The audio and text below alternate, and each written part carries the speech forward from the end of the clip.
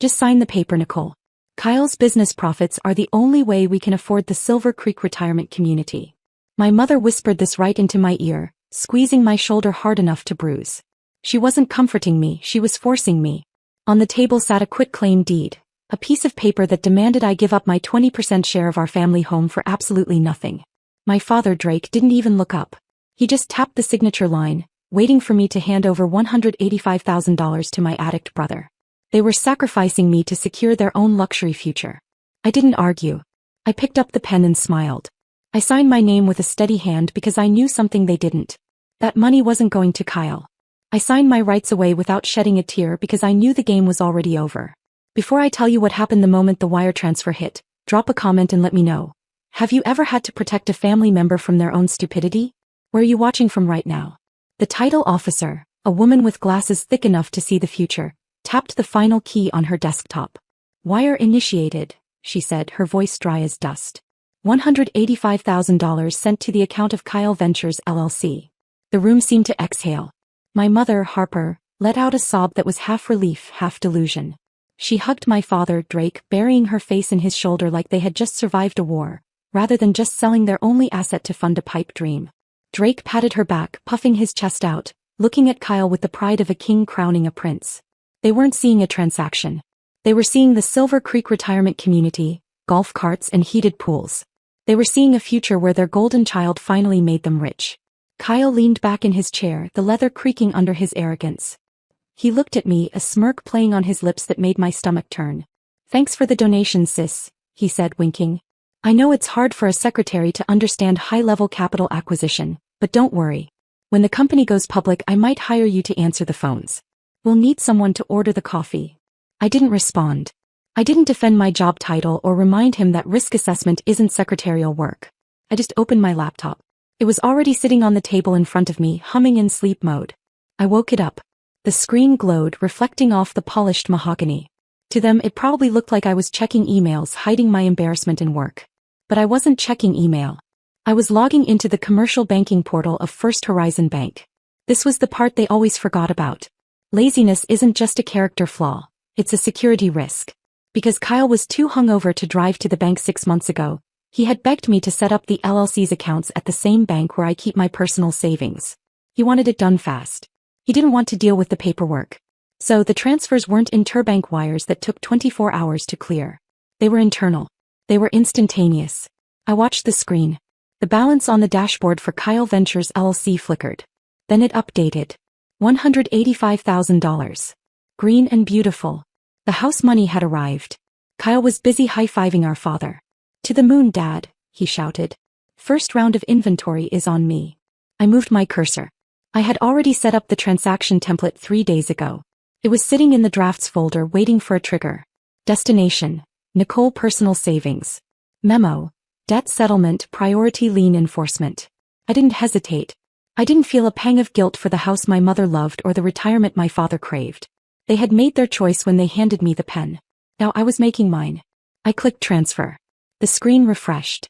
The green bar flashed success. The balance on the LLC account dropped like a stone in a well. $0. I closed the laptop with a soft, definitive click. The sound was small, but in the sudden quiet of the room, it sounded like a gavel coming down.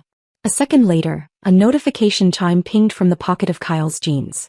He pulled his phone out, grinning, expecting to see a six-figure confirmation that would validate his entire existence. He unlocked the screen. The smile didn't fade immediately, it froze. It curdled. He squinted, tapping the glass with his thumb as if there were a smudge covering the numbers. He refreshed the page. He refreshed it again. The color drained out of his face so fast it looked like gravity had taken hold of his blood. "Dad?" he whispered, his voice trembling. "Dad, where's the money?" "It's a glitch," Drake said, his voice booming with the false confidence of a man who had never been told no by a computer. "Refresh it again, son. The bank's probably just processing the wire. Big money takes time." I watched them huddle over the phone, desperate to find a signal, desperate to find the reality where they were rich and safe. They looked so pathetic. And for a second I almost felt sorry for them. Almost. But then I remembered who I was.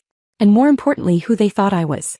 For 5 years, my family had treated me like a glorified secretary. They told the neighbors I answered phones. They told the neighbors I filed papers. They didn't know, Because they never asked that I am a senior risk assessor for commercial lending. My entire career is built on spotting liabilities before they become catastrophes. I don't answer phones. I audit the financial ruin of companies run by men exactly like my brother. Kyle wasn't an entrepreneur. He was a walking credit default swap. The truth they refused to see was simple. Kyle was a gambling addict. He didn't need seed money for a startup. He needed to pay off $200,000 in bad bets and maxed out credit cards before the court judgments started seizing his wages. 6 months ago he had come to me hungover and smelling of stale bourbon begging for help. "I need to go legit, Nick," he'd slurred. "Set up an LLC for me. You're good with the boring paperwork stuff." He was too lazy to do it himself. He didn't want to read the contracts. He just wanted a bank account he could dump money into. That was his mistake. Laziness is the architect of ruin. I remembered sitting in my kitchen drafting the operating agreement for Kyle Ventures LLC. I didn't use a standard template. I wrote clause 4.2 myself. It stated that the manager has sole discretion to distribute funds to settle any debts held by the manager against the member. And then came the security setup. I remembered handing him his phone when the bank sent the two-factor authentication code. He had waved it away, rubbing his temples. "Ugh, the beeping is killing my head. Just set the admin number to yours, sis. I don't want the alerts." He handed me the keys to the castle because he couldn't be bothered to carry them. I looked at my parents now, Harper clutching her pearls, Drake sweating through his collar. They knew Kyle was a mess. Deep down they had to know. You don't bail a son out of jail 3 times and think he's the next Elon Musk. But they chose the lie. They volunteered to be duped because the fantasy of the golden child was more comforting than the reality of the addict. They would rather sell their home to feed his delusion than admit they had failed as parents. They weren't victims. They were accomplices. But I wasn't. Weeks ago I had used a shell company to purchase a portfolio of distressed consumer debt for pennies on the dollar. It was a bundle of defaulted loans. Kyle's loans. I didn't need gangsters. I had court judgments. I was his primary creditor. Legally I owned him. "It's not a glitch," I said, my voice cutting through their panic like a scalpel. They all froze. Kyle looked up, his eyes bloodshot and wide. "I moved it," I said calmly. Clause 4.2 of the operating agreement. The manager pays the creditors first. And guess what, Kyle? You owe me a lot of money. You hacked it. Kyle screamed, his voice cracking like a teenager's. He shoved the phone into our father's face, his finger jabbing at the screen so hard I thought the glass would snap. "She stole it, Dad. He hacked the account. Call the police. Arrest her." Drake grabbed the phone, his eyes scanning the transaction history. He stared at the debit line, $185,000, and the beneficiary name, Nicole Personal Savings. The color didn't just leave his face, it fled. He looked up at me and for a second I saw confusion. But then it hardened into something much uglier. Pure, unadulterated hate. He didn't ask about the debt I mentioned. He didn't ask why Kyle owed me money or why I had purchased defaulted loans. He didn't ask if his son was in trouble with dangerous people. He didn't care about the why. He only cared about the where.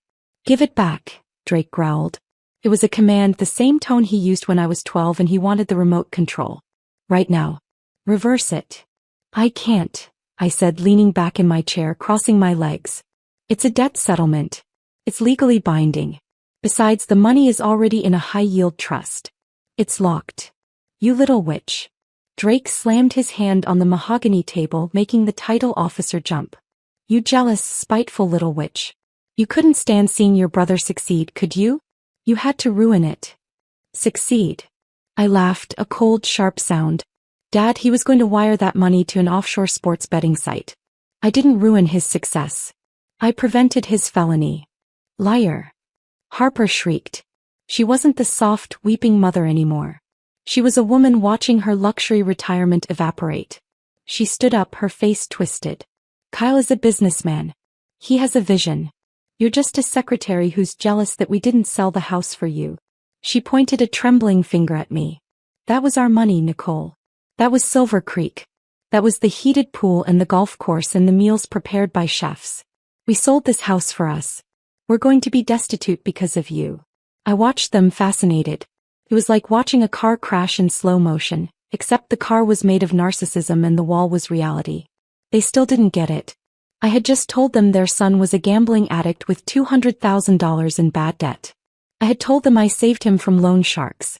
And their only reaction was to scream about their country club retirement. They didn't care if Kyle destroyed himself as long as he made them rich first. They weren't enabling him out of love. They were investing in him out of greed. Kyle was pacing the small room now, running his hands through his hair, his breathing ragged. The reality of his situation was starting to sink in. The money was gone. The house was sold. And the people he owed money to, the ones who didn't use lawsuits, were still waiting. "You don't understand," Kyle panted, his eyes darting around the room like a trapped animal. "I need that money. Nick, seriously, stop playing. Transfer it back. They're going to kill me." "Who is going to kill you, Kyle?" I asked softly. "The investors," he yelled, but his voice wavered. He looked at Dad, then at Mom. He couldn't admit it. He couldn't tell the Golden parents that he wasn't a genius entrepreneur, but a degenerate gambler. So he turned the rage back on me. He kicked the empty chair next to him. It flew across the room and crashed into the filing cabinet with a deafening metallic clang. "You stole my life," he screamed, veins bulging in his neck. The title officer stood up, her face pale, reaching for the phone on her desk. "I'm calling security." "Don't you dare." Drake roared at her, then turned back to me, his eyes black. "Fix this, Nicole, or you are no daughter of mine." I said, meeting his gaze with zero fear, "that ship sailed the moment you handed me the pen." I didn't flinch at his ultimatum. No daughter of mine. It was a threat that might have shattered me when I was 20, desperate for his validation. But I wasn't 20 anymore. And I wasn't looking for a father. I was looking for a return on investment. I reached into my bag and pulled out the blue folder. It was thick, heavy with the weight of receipts, contracts, and the poor life choices of a man who thought the world owed him a living. I slid it across the mahogany table. It stopped inches from Drake's clenched fist. "Sit down, Dad," I said. My voice wasn't loud, but it had the specific cadence I used in boardrooms when I was about to tell a CEO his company was insolvent. "And read." Drake didn't move. Harper, trembling, reached out and opened the folder. The first page was the operating agreement for Kyle Ventures LLC. I pointed to the highlighted paragraph. Section 4.2, I recited from memory. "The manager has sole discretion to distribute funds to settle any debts held by the manager against the member." "You signed that, Kyle." "You didn't read it, but you signed it." "So what?" Kyle spat, wiping sweat from his forehead. "I don't owe you anything. You're my sister, not a bank." "That's where you're wrong." I flipped the page for him. Underneath the agreement were stacks of transfer documents. They were stamped with the seals of 3 different collection agencies and a private lending firm that operated in the gray areas of the law. 2 months ago, I incorporated a shell company, I explained, keeping my eyes on Kyle. "I used it to purchase a portfolio of distressed consumer debt. Specifically yours. I bought your defaulted credit cards, your personal loans, and the gambling markers you signed over to those guys in Vegas. I bought them for pennies on the dollar because everyone else knew you were a bad bet. I now hold 3 separate court judgments against you, Kyle. Do you know what that makes me?" I leaned forward. "I'm not your sister right now. I am your priority creditor. And I just executed a collection." The room went dead quiet, just the AC humming and my parents' uneven breathing as they realized this wasn't a family fight. It was a foreclosure. You bought his debt?" Harper whispered, staring at the documents like they could burn her. "Why?" "To save him," I said flat. "If I hadn't intercepted that money, Kyle would have wired it to an offshore betting site within the hour. And when he lost, because he always loses, the people he owed wouldn't have sued. They would have shown up in person." I looked at Kyle, shaking, eyes flicking between the papers and me. He knew exactly who was coming. "I'm the only reason you're not facing fraud charges or worse," I told him. "I cleared your ledger. You're debt-free. Starting from zero is the gift. The house money was the price of your freedom." Drake didn't look relieved. He looked robbed. "You manipulated us," he hissed. "You waited for us to sell the house so you could take it. I didn't make him gamble. I didn't make you sign the deed," I said, standing and smoothing my blazer. "I just positioned myself to catch the wreckage when you inevitably crashed. I didn't steal. I collected. And unlike Kyle, I have the paperwork." "That's enough," Drake roared, snatching the blue folder and ripping the pages in half. Paper tore through the room like a verdict being shredded. He stepped between me and the door, blocking the only exit. "I don't care about your shell companies or judgments. I'm your father. You do what I say, or you're not leaving. It wasn't a negotiation anymore. It was containment. Kyle's face changed when the zero balance finally hit him. He didn't look like my brother. He looked like a cornered man who needed cash to keep pretending. She's laughing at us, Dad, he whispered, then lunged toward the title officer's desk and grabbed a heavy letter opener. Transfer it back, he screamed. Open the laptop and send it back. My heart kicked hard. Law, paperwork, moral high ground. None of it mattered with Drake blocking the doorway and Kyle waving a weapon. I turned to my mother, waiting for her to stop it. Harper moved, straight to me. She clamped onto my arm, nails digging in, pinning me in place. Not protecting me. Holding me down. Just give it to him, Nicole, she sobbed. Don't make him do something. Give him the money and we can all go home. Why are you so stubborn? That betrayal hit harder than anything else. She wasn't begging him to stop. She was begging me to surrender so he wouldn't have to feel guilty about forcing it. Mom, let go, I said, my voice shaking for the first time. Save him, she pleaded, tightening her grip. He's your brother. Kyle stepped closer, eyes wild. 3 seconds, Nicole. 1. I didn't touch the laptop. I slowly raised my free hand and pointed to the upper corner of the room. You really should have checked the security protocols, I whispered. The door burst open. 2 uniformed officers filled the doorway. Off-duty police assigned to the building. Drop it, the lead officer barked. Drop the weapon and step back. Kyle froze, then the letter opener clattered to the carpet. Drake tried to boom his way through it. This is a family meeting. But the badge didn't flinch. Back against the wall. Now. Drake got shoved aside like furniture. The second officer grabbed Kyle, turned him around and cuffed him. The click of metal cut straight through Harper's scream. No. Don't hurt him, he's a good boy, she cried, releasing my arm to rush them. I stood, arm throbbing where her nails had left marks. I picked up my bag. The officer glanced at the red crescents on my skin, the torn papers, the dropped letter opener. Ma'am, are you injured? I'm fine, I said, steady. He didn't touch her.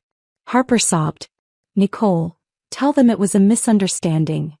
I looked at her, terrified, not for me but for Kyle. He wanted me to lie. To protect the person who'd tried to force me to sign away my own money. He is my brother, I said, and Harper sagged with relief. I corrected, voice turning cold. Now he's a man who tried to threaten a creditor over a defaulted debt. I nodded at the torn documents.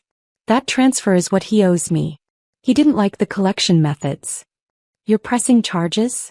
Drake choked, staring at me like I was the villain. You'll ruin his life. He ruined his own life when he picked up a weapon, I said. I'm just filing the paperwork. They dragged Kyle out, crying now, begging his parents to fix it. But the check had cleared. The police were real. And I was done negotiating. My parents stared at me, broken, furious, horrified. You're a monster, Harper whispered. No, Mom, I said, walking into the hallway. I'm the one who finally sent you the bill. A week later, the quiet in my apartment doesn't feel lonely.